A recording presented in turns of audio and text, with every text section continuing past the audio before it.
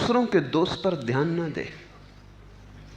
और ध्यान रखना, जो दूसरों के दोष पर ध्यान देता है वो अपने दोषों के प्रति अंधा हो जाता है। ध्यान तुम या तो अपने दोषों की तरफ दे सकते हो या दूसरों के दोषों की तरफ दे सकते हो। दोनों एक साथ ना चलेगा, क्योंकि जिसकी नजर दूसरों के दोष देखने लगती है वो अपनी ही नजर की ओट में पड़ जाता है।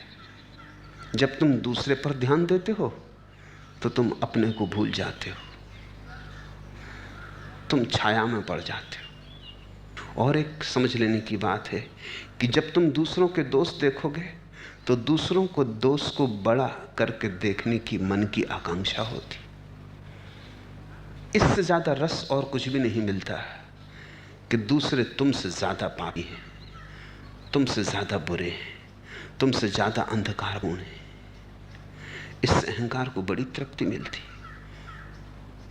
कि मैं बिल्कुल ठीक हूं, दूसरे गलत हैं। बिना ठीक हुए अगर तुम ठीक होने का मजा लेना चाहते हो तो दूसरों के दोष गिनना, और जब तुम दूसरों के दोष गिनोगे तो तुम स्वभावतः उन्हें बड़ा करके गिनोगे। तुम एक यंत्र बन जाते हो जिससे हर चीज दूसरे की बड़ी होकर दिखाई पड़ने लगती।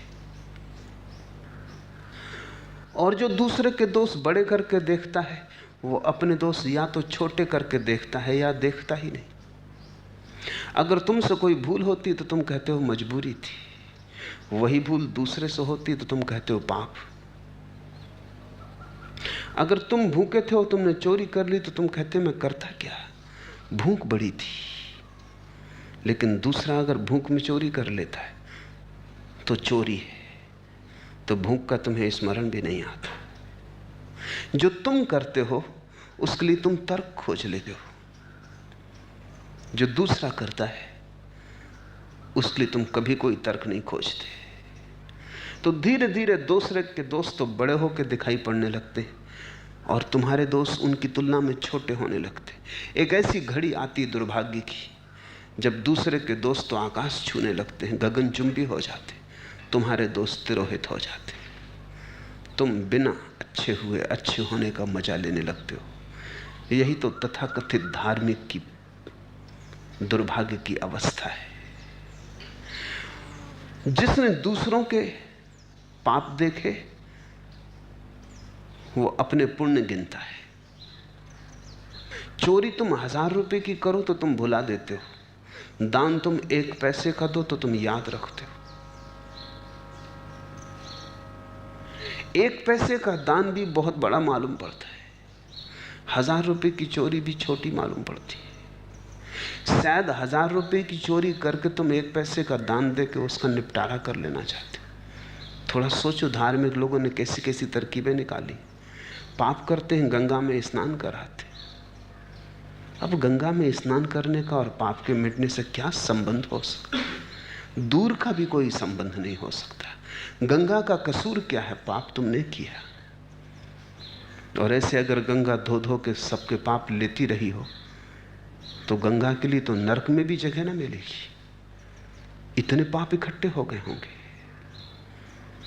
और अगर इतना ही आसान हो, पाप तुम करो, गंगा में डुबकी लगाओ और पाप हल हो जाएं, तब तो पाप करने में बुराई ही कहां रही। सिर्फ गंगा तक आने जाने का श्रम है, तो जो गंगा के किनारे रह रहे हैं उनका तो कहना ही क्या। तुमने तीर्थ बना लिए, तुमने छोटे छोटे पुण्य की तरकीबें बना ली हैं ताकि बड़े बड़े पापों को तुम झुठला दो, भुला दो। छोटा मोटा अच्छा काम कर लेते हो, अस्पताल को दान दे देते हो, दान उसी चोरी में से देते हो जिसका प्रायश्चित कर रहे हो। लाख की चोरी करते हो, 10 रुपया दान देते हो, लेकिन लाख की चोरी को 10 रुपए के दान में ढांक लेना चाहते हो। तुम किसे धोखा दे रहे हो? या इतना भी नहीं करता कोई, रोज सुबह बैठ के 5-10 मिनट माला जप लेता है, माला के गुरिये सरका लेता है, सोचता है हल हो गया। या राम राम जप लेता है, या राम नाम छपी चदरिया ओढ़ लेता है, सोचता है मामला हल हो गया, जैसे राम पर कुछ एहसान हो गया। अब राम समझे चदरिया ओढ़ी थी, कहने को अपने पास बात हो गई। मंदिर गए थे, हिसाब रख लिया है। जीवन अंधेरे से भरा रहे और प्रकाश की ज्योति भी नहीं जलती। सिर्फ अंधेरी दीवालों पर तुम प्रकाश शब्द लिख देते हो या दिए के चित्र टांग देते हो।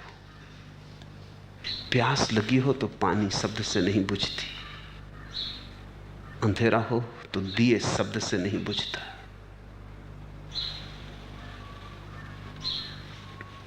मंजरे तस्वीर दर्द दिल मिटा सकता नहीं, आईना पानी तो रखता है पिला सकता नहीं। तुम अगर सिर्फ तस्वीर का अवलोकन करते रहो, मंजरे तस्वीर दर्द दिल मिटा सकता नहीं, तो तुम्हारे दिल की पीड़ा ना मिटेगी तस्वीरों के देखने से। प्रेमी की तस्वीर लिए बैठे रहो, इससे कहीं कोई प्रेमी मिला है? आईना पानी तो रखता है, पिला सकता नहीं। आईने में कैसी पानी की झलक है, पर उससे तुम्हारी प्यास ना बुझेगी। शास्त्र शब्द दे सकते हैं, सत्य नहीं। अंधेरे की दीवालों पर बनाई गई दिए की तस्वीरें धोखा दे सकती हैं, रोशनी नहीं। और जो व्यक्ति दूसरों के दोष पर ध्यान देता है, वो अपने दोष पर तो ध्यान देता नहीं। जो छोटे मोटे, जिनको तुम पुण्य कहते हो, जिनको पुण्य कहना फिजूल ही है, जिनको पुण्य केवल नासमझ कह सकते हैं, जो तुम्हारे पाप के ही सजावटों से ज्यादा नहीं है, पाप का ही श्रृंगार है, जो पाप के ही माथे पे लगी बिंदी, पाप के ही हाथों में पड़ी चूड़ी, पाप के ही पैरों में बंधे घूंघर, उन्हें तुम पुण्य कहते हो, उनका हिसाब रखते हो। बुद्ध ने कहा, छोड़ो ये बात, दूसरों के दोष पर ध्यान ना दो, उससे तुम्हारा कोई प्रयोजन नहीं। तुम्हारा प्रयोजन केवल तुमसे है। दूसरों के कृत्याकृत्य मत देखो, केवल अपने कृत्य अकृत्य का अवलोकन करो। सिर्फ अपना ही ऑब्जर्वेशन, अवलोकन, ये शब्द समझ लेने जैसा है। अवलोकन, अवलोकन बुद्ध की प्रक्रिया है जीवन के अंधकार से मुक्त होने के लिए। बुद्ध ये नहीं कहते हैं कि तुम अपने पाप को देखो और दुखी हो, पश्चाताप करो कि मैं पापी हूं। और न बुद्ध कहते हैं तुम अपने पुण्य को देखो और बड़े फूले ना समाओ और उछल के चलो कि मैं बड़ा पुण्यात्मा हूं। बुद्ध कहते हैं तुम अवलोकन करो। अवलोकन का अर्थ होता है तटस्थ दर्शन, बिना किसी निर्णय के। न ये कहना कि ठीक, न ये कहना कि बुरा, न भला, न पाप, न पुण्य। तुम कोई निर्णय मत लेना, तुम कोई मूल्यांकन मत करना, तुम सिर्फ देखना। जैसे कोई आदमी रास्ते के किनारे खड़ा हो जाए, भीड़ चलती है, देखता है, अच्छे लोग निकलते हैं, बुरे लोग निकलते हैं, उससे कुछ प्रयोजन नहीं। साधु निकलते हैं, असाधु निकलते हैं, प्रयोजन नहीं। यह जैसे कोई लेट गया है घास पर, क्षण भर आकाश में चलते बादलों को देखता है, उनके रूप रंग अलग अलग, काले बादल हैं, शुभ्र बादल हैं, कोई हिसाब नहीं रखता, चुपचाप देखता रहता है। अवलोकन का अर्थ है एक वैज्ञानिक दृष्टि, तटस्थ भाव। मात्र देखने पर ध्यान रखो, जोर देखने पर है। जो तुम देख रहे हो उसके निर्णय करने पर नहीं कि वो ठीक है या गलत। तुम न्यायाधीश मत बनो, तुम तराजू लेके तौलने मत लगो, तुम मात्र दृष्टा रहो। जिसको उपनिषद साक्षी कहते हैं, उसी को बुद्ध अवलोकन कहते हैं। बस देखो, जैसे अपना कुछ लेना देना नहीं, एक तटस्थ भाव, एक फासले पर खड़े हुए चुपचाप, और एक अद्भुत क्रांति घटती है। जितने तुम तटस्थ होते जाते हो उतना ही तुम्हें पता चलता है कि तुम अपने कृत्यों से अलग हो, पाप से भी अलग, पुण्य से भी अलग।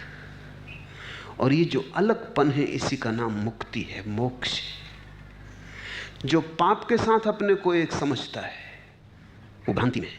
जो पुण्य के साथ अपने को एक समझता है वो भी भ्रांति में, उसने कृत्य के साथ अपने को एक समझ लिया, उसने अपने को कर्ता समझ लिया। अवलोकन करने वाला इस नतीजे पर आता है कि मैं केवल दृष्टा हूं, कर्ता नहीं। फिर पाप और पुण्य दोनों ही मिट जाते हैं, जैसे स्वप्न में किए हों कभी, जैसे किसी उपन्यास में पढ़े हों कभी, जैसे कभी अफवाह सुनी हो, स्वयं से उनका कोई संबंध